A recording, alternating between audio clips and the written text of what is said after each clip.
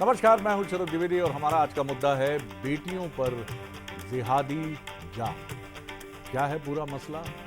जैसा आप और हम सब जानते हैं कि जिस तरह राजधानी भोपाल में एक बड़ा मसला सामने आया है, लड़कियों को मजहब के नाम पर कथित रूप से प्रेम जाल में फंसाना और फिर उनके धर्म बदलने के लिए कोशिश करना और उनको सेक्सुअली एक्सप्लॉइट करना, बहुत गंभीर मसला है। आज का डिबेट का सब्जेक्ट यही है, लेकिन पहले देखिए ये रिपोर्ट और फिर डिबेट की तरफ चलिए।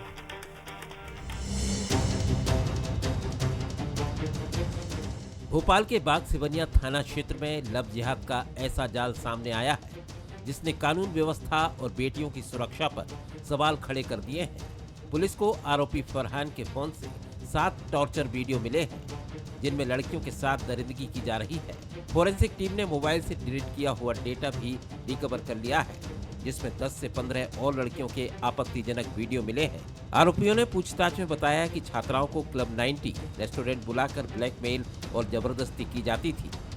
मामले की गंभीरता को देखते हुए राष्ट्रीय महिला आयोग ने 3 सदस्यीय जांच टीम गठित कर दी है, जिसकी अगुवाई झारखंड की पूर्व डीजीपी निर्मला कौर करेंगी। पीड़ित युवतियों के बयानों को गोपनीय रूप से दर्ज किया जा रहा है। सवाल ये भी उठ रहे हैं कि इस गिरोह की इतनी बड़ी साजिश का पुलिस या प्रशासन को कोई सुराग क्यों नहीं लगा? क्या कहीं सिस्टम की आंखें बंद थी या आंखें मूंद दी गई थी? इस दर्दनाक मामले ने अब सियासी रंग ले लिया है। भोपाल से बीजेपी सांसद आलोक शर्मा ने चेतावनी वाले लहजे में कहा, मेरा जन्म ही दाढ़ी टोपी से निपटने के लिए हुआ है, इन दरिंदों को बख्शा नहीं जाएगा। तो वहीं कांग्रेस विधायक आरिफ मसूद ने कहा कि बेटियों को जाति धर्म से ऊपर उठकर देखना चाहिए, जो अपराधी है उस पर कार्रवाई होनी चाहिए। एक लड़की के साथ अगर कोई पकड़ाता है, कोई चाहे रईस मियां हो चाहे छोटे मियां हो, आप आइए तो मैं एक डाल देता हूं, जिंदगी के अंदर हिंदू समाज की बेटी का धर्मांतरण करना भूल जाएगा। इस भोपाल के बेटे का भी और दाढ़ियों से मुकाबला करने के लिए हुआ है, हम छोड़ने वाले नहीं है। देखिए, पहली चीज तो सभी बेटियां हमारी बेटियां हैं। एक तो उसको जाति से निकाल देना चाहिए कि जाति के हिसाब से हम बेटियों का आकलन नहीं कर सकते। कोई भी बेटी भी बच्ची है, वो हमारी अपनी बच्ची है, हमको बच्ची मानना चाहिए। दूसरा, जो लोग भी इस तरह का अपराध करते हैं उन पर कार्रवाई होना चाहिए, उसका मैं कल भी समर्थक था, आज भी हूँ। और मैं हमेशा कहता रहा हूँ कि अवेयरनेस की जरूरत है, घरों में, स्कूलों में, कॉलेजों में, संस्थाओं में भी समझाने की आवश्यकता है। भोपाल जैसे सुरक्षित माने जाने वाले शहर में हुई इस घटना के बाद लोगों में जबरदस्त गुस्सा है। लोग सवाल पूछ रहे हैं कि क्लब 90 जैसे स्थानों पर ऐसी गतिविधियां कैसे चल रही थी। अब देखना यह है कि क्या लव जिहाद कांड में सिर्फ आरोपियों को सजा मिलेगी या फिर सिस्टम, सियासत और समाज भी अपनी जिम्मेदारी तय करेंगी, क्योंकि बेटियों की सुरक्षा पर सिर्फ बयान नहीं, एक्शन होना चाहिए। चलिए, तो ये वो मसला है जो बहुत संजीदा है। सवाल गंभीर हैं कि मज़हब से जोड़कर इसे देखा जाए, जो कि एक गलत बात होती है, क्योंकि आतंकवाद या किसी भी कॉन्स्पिरेसी का मज़हब से वो लोग संबंध जोड़ते हैं या उसके नाम पर वो लोग अपराध करते हैं जिनकी खुद की मानसिकता जो है वो बहुत ही क्वेश्चनेबल होती है। पहले बंसल न्यूज़ के सवाल देखें। क्या लव के नाम पर रची जा रही है जिहादी साजिश, और क्या इसको पहचानने में कोई चूक हो रही है? क्या सिर्फ जांच कमेटी और बयानों से बेटियों को न्याय मिल पाएगा? क्या बेटियों के लिए बिछाए जा रहे जिहादी जाल के लिए समाज जिम्मेदार है? ये वो बड़े सवाल हैं, क्योंकि इसके लिए एक अवेयरनेस कैंपेन की भी ज़रूरत है, जिसको हम कई बार इस डिबेट में नज़रअंदाज कर देते हैं कि आखिर जो कुछ भी है, हम ये भी देखते हैं कि साइबर अटैक किन लोगों पर होता है, जिनकी जानकारियाँ, मालूमात उन लोगों की तुलना में कुछ कम होते हैं, जो बहुत अवेयर हैं, अपने समाज पर निगाह रखते हैं। जो मेहमान हमारे साथ हैं उनसे मिलिए। हमारे साथ हैं अजीत भदौरिया जी, सीनियर लीडर हैं, कांग्रेस के स्पोक्स पर्सन हैं, उनका स्वागत है। अजय धवले जी हैं, युवा नेता हैं, कामयाब एडवोकेट हैं, प्रवक्ता हैं बीजेपी के, उनका स्वागत है। और जय नागड़ा जी हैं, वरिष्ठ पत्रकार, राजनीतिक विश्लेषक। जय जी, ये विषय ऐसा है कि हम कहीं ना कहीं एक भावनात्मक आवेग में आ ही जाते हैं, और भोपाल लोकसभा सीट से सांसद आलोक शर्मा जी भी अपनी भावनाओं पर रोक नहीं लगा पाए और उन्होंने टिप्पणी की कि दाढ़ी और टोपी से लड़ने का उनका पुराना इतिहास है और उनकी राजनीतिक लड़ाई ऐसी कॉन्स्टिट्यूंसी की तरफ भी जाती है। विधानसभा की मैं बात करूं, जहां भोपाल उत्तर से वो 2 बार चुनाव लड़े और वहां जिस तरह का एक पोलराइजेशन है, जाहिर है वो अल्पसंख्यकों को फेवर करता है। वो पीड़ा और वो कसक भी उनके मन में रही होगी, लेकिन दुर्भाग्य है क्योंकि ये ऐसा इस देश में अभी भी है।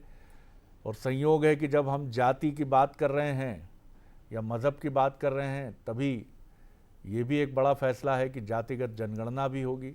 उम्मीद की जानी चाहिए कि उसके नतीजे बेहतर होंगे और समाज किसी डिवीज़न की तरफ नहीं जाएगा।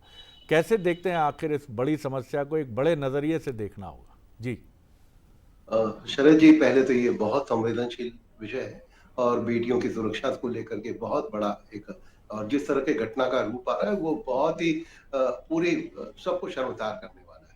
अब बात करें कि एक कम्युनिटी को लेकर के यदि ये टारगेट हो रहा है, तो मुझे लगता है कि ये कम्युनिटी के लिए भी एक गंभीर उसका विषय है, क्योंकि उसके माथे पे कलंक लग रहा है।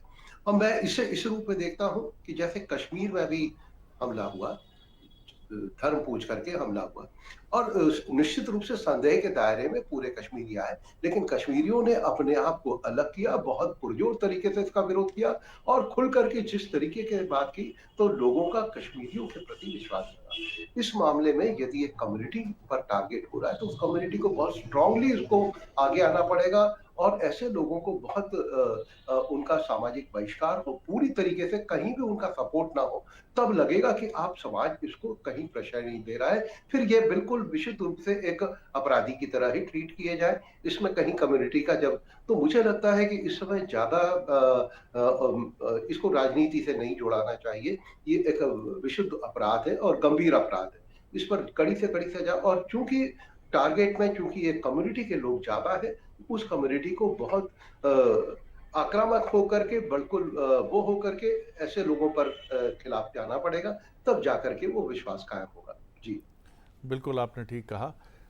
अजीत भदौरिया साहब, बहुत गंभीर मसला है और आज आप दोनों राजनीतिक मेहमानों से हमारी अपेक्षा है कि इस पर आपके सुझाव भी आएँ, बजाय इस पर एक दूसरे पर उंगली उठाने के या समाज के उन तबकों की तरफ जो क्वेश्चनेबल होते हैं। ऐसी घटना आती है जबकि वो वास्तविकता में नहीं होते हैं, लेकिन कई बार ये कोशिशें समाज की तरफ से ही हो जाती हैं जाने अनजाने में, कि हम एक डिवीज़न की तरफ चले जाते हैं। तो उससे भी बचने की कोशिश हम करें। भदौरिया साहब जी।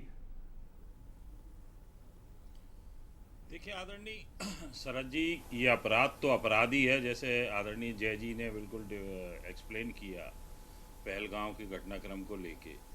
अब हम देखेंगे कि एक गिलास आधा भरा रखा हुआ है और उसको अपना परसेप्शन सेट करना है। कोई कहेगा आधा गिलास खाली है, आधा गिलास भरा है।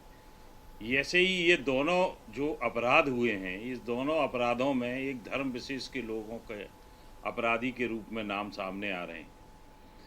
तो ये बड़ा अपने आप में बहुत ही दुखद है और इसको अगर हम देखेंगे तो निश्चित कहीं ना कहीं इसमें समाज की भी चूक है, परिवारजनों की भी चूक है और सबसे बड़ी जिम्मेदारी प्रशासन शासन की है। जैसे आपने अपनी स्टोरी में अभी कहा कि क्लब 90 जैसे रेस्टोरेंट चल रहे हैं और इनमें इस तरह की गतिविधियां हो रही हैं। कहाँ है? एक एक थाने के बीट प्रभारी होते हैं, सिपाही, हवलदार, SI, ASI वगैरह, उनकी जानकारी में सब होता है। ये क्यों बढ़ रहा है?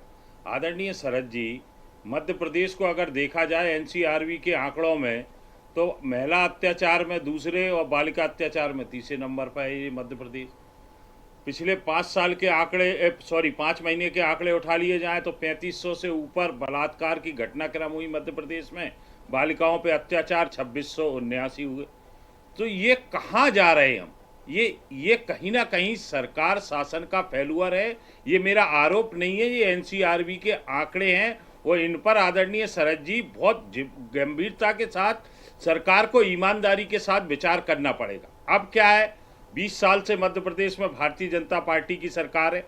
एक बहुत छोटी सी बात मैं पूछना चाहता हूं, आप दोनों वरिष्ठ लोग बैठे हैं, पूरे घटनाक्रमों पर नजर रखते हैं। इस 20 साल में किसका विकास हुआ? शराब की दुकानों का। आप देखिए गली गली में शराब की दुकान आदरणीय शरद जी राजनीतिक आरोप प्रत्यारोप से थोड़ा सा मैं चाहूँगा, आज मेरा आग्रह है भदौरिया साहब, आज मेरा आग्रह है, मैं नहीं कह रहा कि आपकी बात वाजिब है या वाजिब नहीं है, लेकिन आज मुझे लग रहा है आपने बहुत अच्छा सुझाव दिया कि समाज और परिवार का भी ये विषय है। समाज और परिवार क्या करता है। अजय धवले जी का एक रिएक्शन लेके लौटूंगा मैं सेकंड राउंड में, और कुछ आपसे रचनात्मक सुझावों की अपेक्षा रहेगी। सरकार की जिम्मेदारी है, लॉ एंड ऑर्डर मशीन्स पर सवाल उठेंगे, बिल्कुल ठीक बात है, लेकिन उन्हीं पर ठीकरा फोड़कर हम निकल जाएं ये उचित नहीं है। धवले साहब। जी, निश्चित तौर पे शरद जी, आज का विषय जैसा कि जय नागराज जी ने कहा कि एक संवेदनशील विषय है और राजनीति से परे इस विषय पे यदि चर्चा होगी तो हमारे समाज को इससे इसका बेनिफिट ही होगा। ना कि हम इस पे छिछेलेदारी में उतरेंगे, हम कांग्रेस पे प्रश्न उठाएंगे, कांग्रेस हम पे प्रश्न उठाएगी। लेकिन आज मूल रूप से इस पूरे घटनाक्रम की या इस प्रकार के घटनाक्रम की एक मोडस ऑपरेंडी यदि हम समझे कि ये जिसको हम कहेंगे कि एक टारगेटेड इंटरवेंशन है, कि पहले तो आप आइडेंटिफाई किया, जो भी अक्यूज है उन्होंने तो पहले उन भोली भाली बच्चियों को आइडेंटिफाई किया, फिर उसमें भी आइडेंटिफाई किया कि किनका फैमिली सपोर्ट वीक है। जैसे कि आपने देखेंगे कि 2 बच्चियां ऐसी हैं जिनके माता पिता नहीं है, उन्होंने सुसाइड किया है, तो फैमिली सपोर्ट किनका वीक है। फिर फैमिली सपोर्ट में भी किनकी आर्थिक स्थिति वीक है। तो ये टारगेटेड इंटरवेंशन के माध्यम से इस प्रकार के मोडस ऑपरेंडी को जिन लोगों ने अंजाम दिया है, निश्चित तौर पर सरकार का जो पक्ष है वो सरकार का पक्ष आ गया कि सरकार ने त्वरित घटनाक्रम में जो दोषी थे उनमें से 4 लोगों को तत्काल अरेस्ट कर लिया, एक एसआईटी कॉन्स्टिट्यूट कर ली, एनसीडब्ल्यू ने सुओ मोटो कॉग्निजेंस ले लिया। एनसीडब्ल्यू की टीम एक टाइम बाउंड मैनर में 10 दिनों का उन्होंने टाइम लिया कि 10 दिनों में अपनी इनिशियल रिपोर्ट देगी। लेकिन मूल रूप से जो सजा होनी है वो सब अपने अपने जगह, जो क्योंकि मध्य प्रदेश में एक स्ट्रिक्टली कानून भी है, पॉक्सको के भी प्रोविजन कई इंप्लीमेंट हो गए। आज विषय क्या है, और धन्यवाद देते हैं बंसल न्यूज को कि ऐसे विषयों पर समाज जितना अधिक चिंतन करेगा, समाज जितना मनन करेगा, क्योंकि हम देखते हैं कि आज एक घर से छोटी बच्ची को स्कूल में भेजने के लिए माता पिता से जितनी चिंता माता पिता को होती है उतनी चिंता समाज को भी है।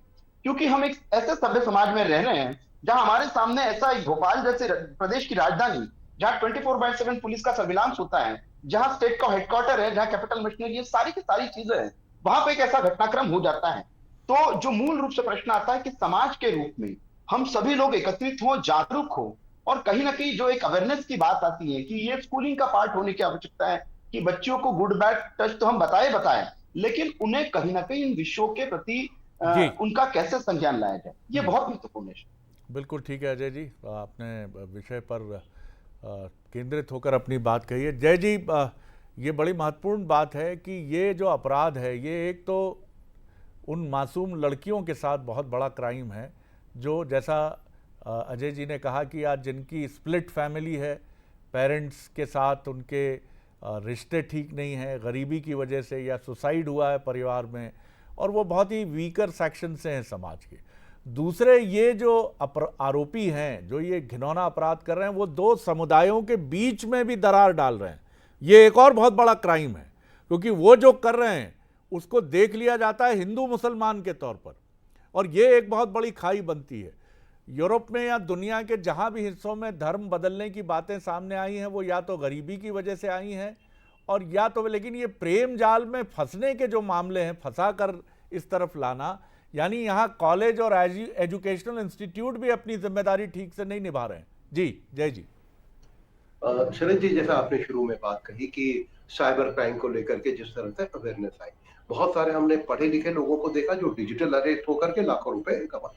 तो मुझे लगता है कि अवेयरनेस, तो अजय जी की बात से सहमत हूँ, बहुत अवेयरनेस की जरूरत है। देखिए, आखिर टारगेट कौन होता है? ये दुर्भाग्यपूर्ण घटना है, हर तरह से निंदनीय है, लेकिन मुझे समझ लगता है कि उन परिवारों को, उन बच्चों को भी समझना पड़ेगा कि हम कहाँ जा रहे हैं, हम किस जगह जा रहे हैं। यदि आपको कोई किडनैप करके नहीं ले गया, कहीं ना कहीं तक तो आप सहमति से गए हैं, और उसके बाद जो क्राइम हुआ है, तो मैं ये कहता हूं कि बहुत अलर्ट रहने की जरूरत है।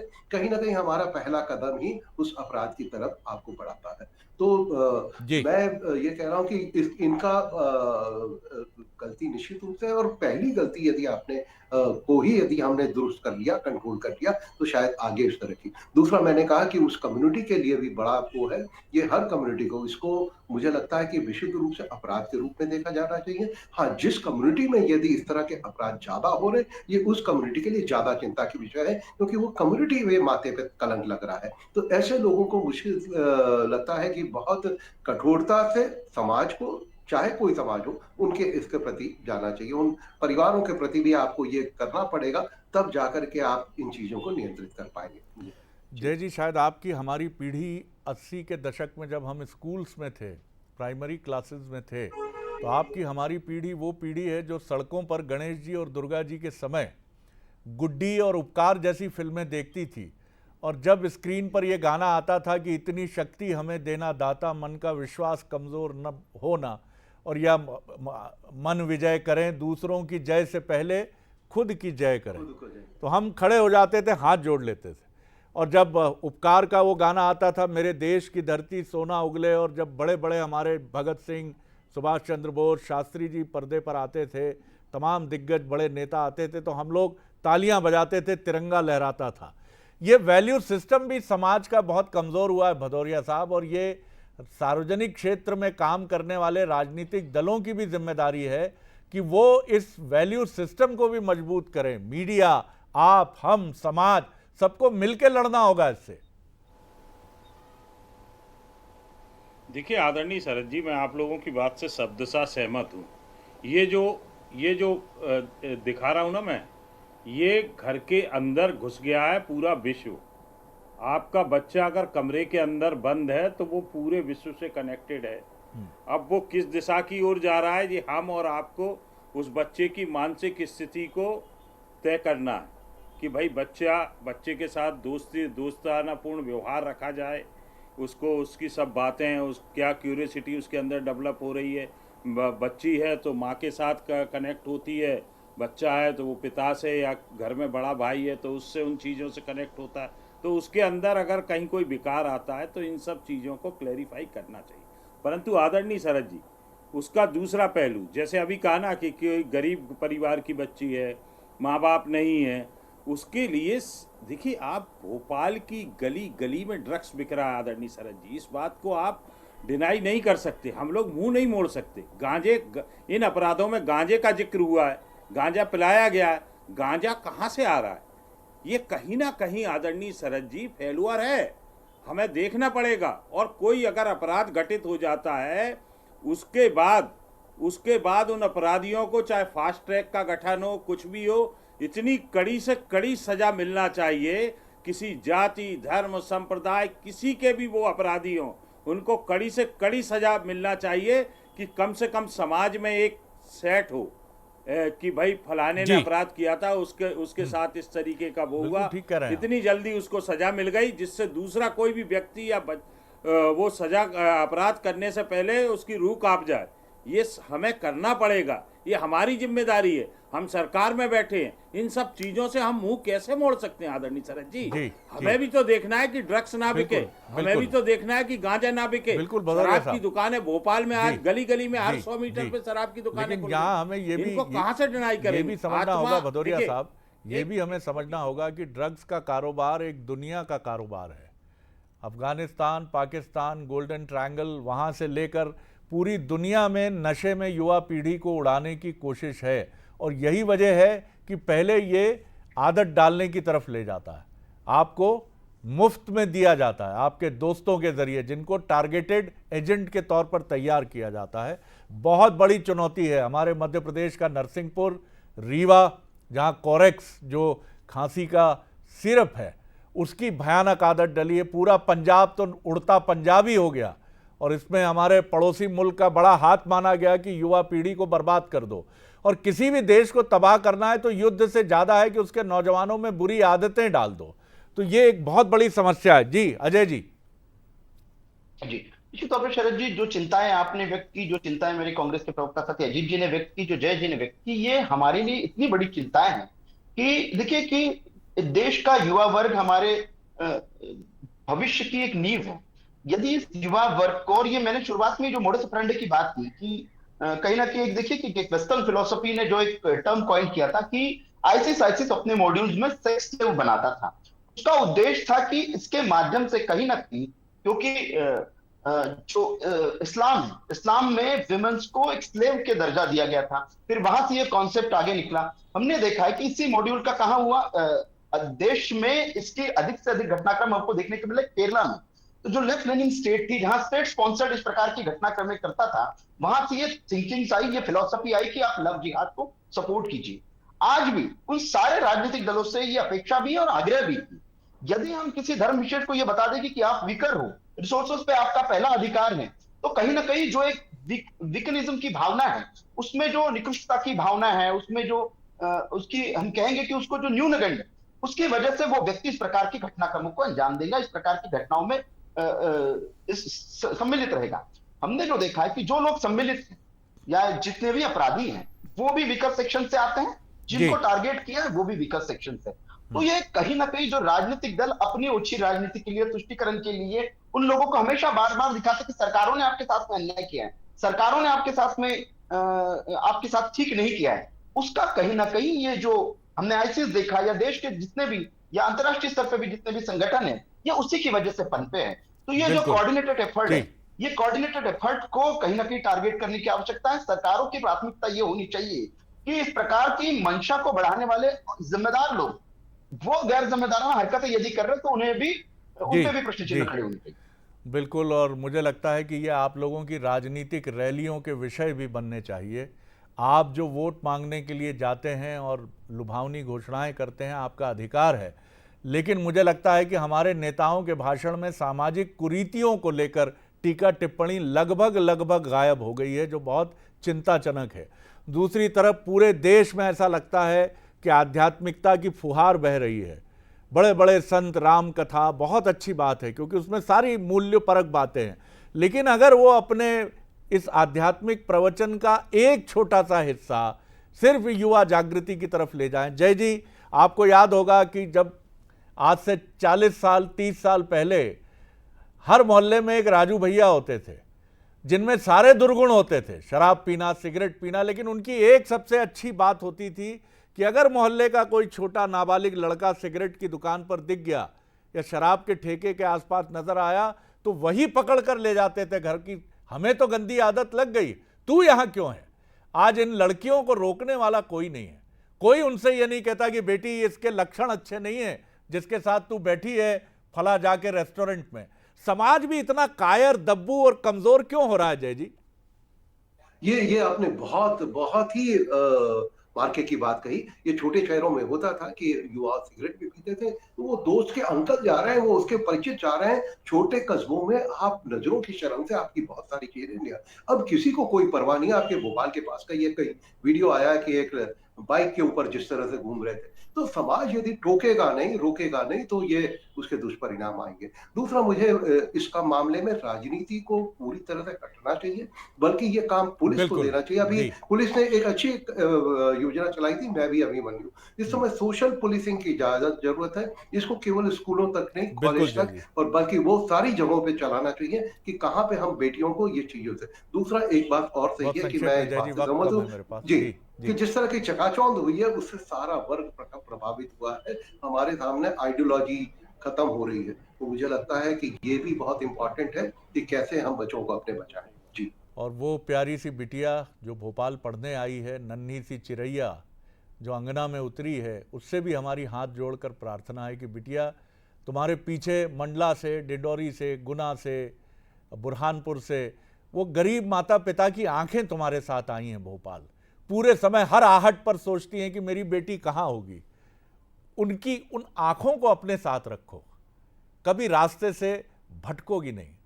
हमेशा अपने को ध्यान में रखो कि वो आंखें देख रही हैं, वो कह रही हैं कि बेटा हमने तुमको पढ़ने के लिए भेजा है।